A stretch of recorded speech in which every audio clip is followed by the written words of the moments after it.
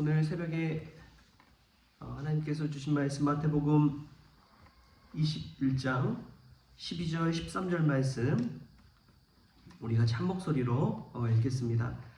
예수께서 성전에 들어가사 성전 안에서 매매하는 모든 사람들을 내쫓으시며 돈 바꾸는 사람들의 상과 비둘기 파는 사람들의 의자를 둘러 엎으시고 그들에게 이르시되 기록된 바 내 집은 기도하는 집이라 일컬음을 받으리라 하였거늘 너희는 강도의 소굴을 만든도다 하시니라. 아멘. 말씀 가운데 귀한 은혜가 저와 여러분의 있기를 소망합니다. 오늘 이 성전을 깨끗하게 하시는 예수님의 이야기는 사복음서에 다 나와 있다는 것을 알 수가 있습니다. 모든 복음서에 이제 이 성전 정화 사건이 기록되어 있거든요. 그만큼 예수님의 이 이야기는 충격으로 남는 것이지요. 모든 또 복음서에 기록된 것을 보면 그만큼 예루살렘 입성하시면서 정말 중요한 사건이구나 라는 것을 알 수가 있습니다. 여러분, 오랜만에 집에 들어갔을 때 가장 먼저 한 게 뭘까요? 한 달 동안 자리를 비워두고 또 한 달 동안 여행을 갔다 오든지 하면은 집에 가면 뭐부터 해요? 청소부터 하잖아요. 오랜만에 집에 가면 막 쌓인 먼지도 있고 지저분한 것들 많잖아요. 그 모든 것들을 청소하듯이 예수님이 하나님의 집에 하나님 아버지의 집에 들어갔을 때 처음으로 한 게 이제 이 성전 정화 사건입니다. 그냥 입성하실 때 하는 것 보면은 그냥 찬송하고 호산나 외치고 따라가고 그런 정도였지만 예수님께서 적극적으로 뭔가를 해 나가시는 첫 사건은 바로 이 성전 정화 사건이에요. 하나님의 집을 깨끗하게 하시고자 하는 청소하시는 예수님의 모습을 볼 수가 있는 것이지요. 또한 이 성전 정화 사건 속에서 예수님의 충격적인 모습, 예수님에게도 이런 모습이 있었을까 하는 그런 예수님의 모습이 보이죠. 비둘기 판 상을 둘러 엎으시는 그 장면. 그 장면 한번 여러분 머릿속으로 생각해 보십시오. 왜 예수님께서 그런 일을 행하셨을까? 지금 만약 그랬다가는 이제 경찰에 잡혀갔을 거예요. 체포돼 갔을 거예요. 자신의 이제 사유재산을 침범했다라고 막 하면서 왜 영업 방해하냐 하면서 예수님을 고발했을지도 모르겠습니다. 그런데 여러분, 병원 가면은 병원 주변에 뭐가 있죠? 약국들이 즐비하죠. 호객행위랑 장난이 아니잖아요. 대법원 근처에 가면 뭐가 있는지 아십니까? 주변에 변호사 집들이 쫙 있어요. 서초동 가보십시오. 대법원 주변에 막 변호사 무슨 변호사들이 쫙 깔려 있습니다. 그처럼 성전 주변에 그 당시에 성전 속죄 제물을 파는 비둘기를 팔고 양을 팔고 소를 팔고 돈을 매매하고 환전하는 그런 사람들이 그 주변에 가득했던 거예요. 그리고 그런 사람들은 다 성전세 같은 것들을 냈습니다. 무슨 말이냐? 다 이제 이 성전의 제사장과 다 커넥션이 있었다는 거예요.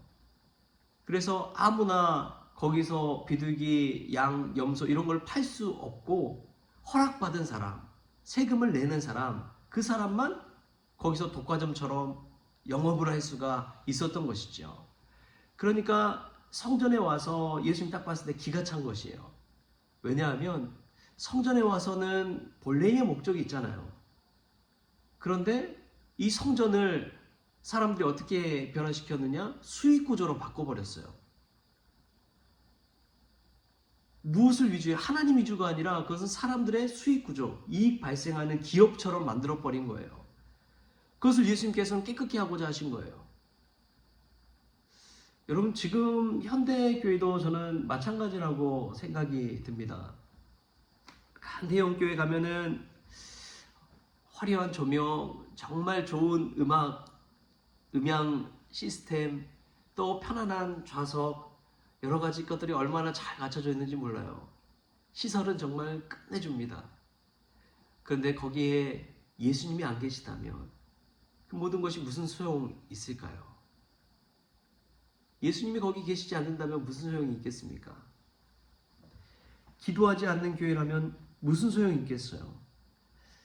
예수님이 가서 첫 번째로 이 청소하신 일을 하는 것은 하나님을 향한 기도보다도 하나님 만나기 위한 성전보다도 수익 구조화돼 버리는, 돈이 우상시 되어 버리는 그런 모습을 보고 예수님께서 성전 정화를 하신 거예요. 여러분, 이 이야기 속에서 먼저 우리가 하나님 앞에 나올 때 어떤 마음으로 나오는지를 돌아봤으면 좋겠습니다. 어떤 마음으로 하나님 앞에 나오느냐? 이기심 가지고, 조건적인 기도 가지고, 또 형식적인 예물을 가지고 하나님 앞에 나오는 우리의 모습들, 예수님이 다 이 정화할 대상들입니다. 예수님 오시면은 우리의 모습을 보고 얼마나 충격을 받으실까요? 지금도 오시면 아마 둘러엎으실 것 같아요. 우리가 얼마나 형식적으로 변해버렸습니까?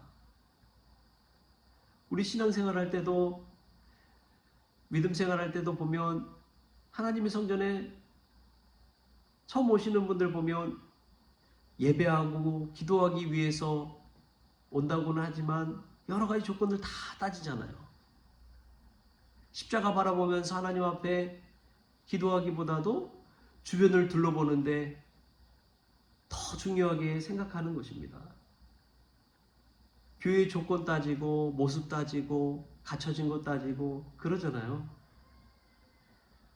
우리가 하나님 앞에 나아갈 때 어떤 마음으로 나아가는지 오늘 말씀 통해서 한번 돌이켜볼 수 있길 바랍니다. 예수님께서 하신 첫 번째 일은 청소하는 일, 정리하는 일. 두 번째 일이 무엇이냐? 기도를 회복하는 일입니다. 오늘 성전의 존재 이유에 대해서 이야기하는데 13절에 예수님께서 말씀하시죠. 우리 13절 말씀 같이 한번 읽겠습니다. 시작. 그들에게 이르시되 기록된 바 내 집은 기도하는 집이라 일컬음을 받으리라 하였거늘 너희는 강도의 소굴을 만든도다 하시니라. 아멘.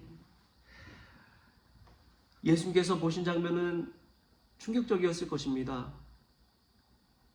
1년에 한 번 무조건 성전에 와서 예배를 드려야 되는데 시골에서 지방에서 올라온 사람들이 성전에서 예물을 사는, 비둘기를 사는 그 모습을 보면 비둘기가 지방에서는 10,000원인데 그 성전 예루살렘에서는 30,000원씩 파니까 이 지방 사람들이 자신의 예물을 드려야 되겠고 하니까 그 재산을 그냥 다 거기다 허비해 버리는 거예요. 강도의 소굴이 되는 것이죠. 그 사람들의 재물을 착취하는 것이지요. 그것을 보고 예수님께서 충격을 받고 본질을 깨뜨려 주시는데 성전은 기도하는 집이다 라고 이야기합니다. 성전은 뭐 하는 집이라고요? 기도하는 집이다. 예수님은 성전을 파괴하기 위해서 그런 일을 한 것이 아니라 기도를 회복하기 위해서 하신 것인 줄 믿습니다. 여러분, 왜 청소를 해야 됩니까? 다시 쓰기 위해서 그러잖아요. 왜 설거지를 합니까? 다시금 밥을 떠서 먹기 위해서 하는 것 아닙니까? 예수님께서 성전 정화하는 것은 다시금 기도하게 하기 위해서 하신 것입니다.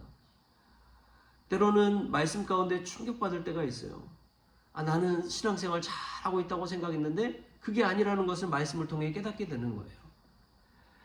말씀 읽다 보면은 예전에 대제사장이 그때 종교 귀족인 사두개인들이 했던 그 모습을 목사인 제가 그대로 하고 있다는 것을 깨달을 때, 내가 은혜의 말씀보다도 정죄의 말씀을 위주로 막 이야기하고 있을 때 그때 깨닫는 바가 있습니다. 나도 바리새인처럼 돼버렸구나. 나도 종교 귀족화 돼버렸구나. 그런데 예수님은 오셔서 하나님의 말씀을 가지고 뒤집어 엎으시고 기도를 회복시키고자 했습니다. 여러분, 우리가 기도가 회복되기 위해서는 뒤집어 엎어야 되는 줄 믿습니다. 이전의 습관들 다 깨트려야 돼요. 낯선 곳에 서야 돼요. 교회에서의 기도가 안 된다면 우리는 산으로 가야 될 줄 믿습니다. 산에 가서 기도하세요. 기도가 회복돼야 돼요. 기도 회복이 가장 중요합니다. 믿음의 영성을 잃어버릴 때가 기도가 무너졌을 때예요. 교회가 점점점 수익 구조화돼 가고 세상적으로 세속화되어가는 과정 속에서는 기도가 무너졌기 때문에 그래요. 기도가 죽은 교회를 보면 다시금 소생할 가능성이 없습니다. 아무리 많은 재물이 있어도 거기서는 점점점 빈부격차가 생겨나듯이 차이가 생겨나거든요. 기도하는 사람들이 점점점 사라져가고 돈 있는 사람들이 교회의 많은 곳들을 차지해가고 무서운 현상입니다. 예수님은 기도를 회복하고자 했습니다. 하나의 목적 그거밖에 없어요. 기도 회복. 우리 교회도 다시 일어나기 위해서는 기도가 회복되어야 될 줄 믿습니다. 일상에서의 기도가 회복되어질 수 있기를 바랍니다. 우리의 삶 속에서 정말 하나님 찾는 그 기도가 회복되기를 원합니다. 가만히 있어서는 안 돼요. 하나님 앞에 부르짖고 기도하고 십자가를 보면서 무릎 꿇고 우리의 두 눈을 감아야 됩니다. 세상 바라보면은 소망이 있습니까? 우리가 두 눈을 감고 십자가 바라볼 때 소망이 있는 줄 믿습니다. 예수님은 그 첫 사건을 이 성전 전환 사건을 통해서 이루셨다는 것을 기억할 수 있기 바랍니다. 둘러엎으십시오. 뒤집으십시오. 개혁하십시오. 새롭게 하십시오. 그때에 다시금 우리의 입술이 기도의 입술로 변화되어지고 우리 성전이 기도하는 집이 되어질 줄 믿습니다. 가장 중요한 것은 기도라는 것 기억하십시오. 마지막으로 찰스 스펄전 목사님이 그런 이야기를 했어요. 교회를 살리고 싶으냐? 기도회를 해라. 모여서 기도하라. 교회 부흥의 조건은 다 하나다. 기도하는 것밖에 없다. 교회가 다시금 세워지는 수 있는 방법은 기도밖에 없다. 그래서 자신의 설교 비결, 자신이 어떻게 교회를 부흥시켰느냐, 또 이런 엄청난 큰 교회를 짓고 하나님의 은혜를 누리고 있느냐, 기자들한테 보여준 것이 무엇이냐? 성전 강단 밑에 있는 중보기도실을 보여주잖아요. 수백 명의 사람들이 그곳에서 말씀을 놓고 예배를 놓고 기도하는 거예요. 여러분, 기도가 회복되기를 바랍니다. 기도할 때 잠자던 영혼들이 흔들어 깨어 일어나서 하나님 앞에 나와 천국을 소망하는 그 믿음으로 살아가게 될 줄 믿습니다. 여러분 삶의 청소, 개혁, 기도의 회복을 위해서 그렇게 행하는 믿음의 성도 될 수 있기를 주신 예수님의 이름으로 축원합니다. 기도하겠습니다. 하나님 아버지 감사합니다. 오늘 저희가 아무렇지 않게 하나님 앞에 나왔지만 저희들 진실로 살아있는 기도, 뜨거운 기도, 영성의 기도를 하나님 앞에 올려드리고 있는지요. 우리 자신의 이 말씀 가운데 돌아보게 하여 주옵소서. 지금 우리 교회 가운데 예수님 오신다면 지금도 아마 둘러엎으실 것 같은 이 현실 가운데 있습니다. 너무나 세속화되어져 버린 교회, 너무나 형식적이 되어버린 예배, 주님 불쌍히 여겨 주옵소서. 뒤집어 엎고 개혁시켜 주셔서 다시금 기도의 집이 되어지게 하여 주시고 우리 모든 성도들 기도의 입술이 열리게 하여 주옵소서. 그리하여 교회가 기도 가운데 다시 세워지게 하여 주시고 기도함으로 늘 하나님 만나는 은혜를 누릴 수 있도록 주님 주장하여 주옵소서. 감사하며 예수님의 이름으로 기도하옵나이다. 아멘. 네, 우리 주기도문으로 마치기 전에 광고 몇 가지 드리겠습니다. 첫 번째로 오늘 정교인 휴양에 이제 선발팀이 오늘 출발을 합니다. 그래서 1박 2일로 선발팀은 진행을 하고 내일 이제 저희 본대는 아침 7시 30분에 출발하는데 우리 정교인 휴양을 위해서 기도해 주시고 또 두 번째로 다음 주는 제가 이제 여름 휴가를 못 보냈는데 이번 다음 주에 이제 휴가를 갑니다. 그래서 월요일부터 금요일까지 새벽 기도는 개인 기도로 그냥 대체하겠습니다. 와서 기도하실 분들 그냥 기도하시고 하셔도 좋고요. 그래도 기도의 자리 꼭 지켜주시고 하시면 고맙겠습니다. 우리 주기도문으로 오늘 새벽 기도를 마치겠습니다. 하늘에 계신 우리 아버지여, 이름이 거룩히 여김을 받으시오며 나라가 임하시오며 뜻이 하늘에서 이루어진 것 같이 땅에서 이루어지이다. 오늘 우리에게 일용할 양식을 주시옵고 우리가 우리에게 죄진 자를 사하여 준 것 같이 우리 죄를 사하여 주시옵고 우리를 시험에 들게 하지 마시옵고 다만 악에서 구하시옵소서. 나라와 권세와 영광이 아버지께 영원히 있사옵나이다. 아멘.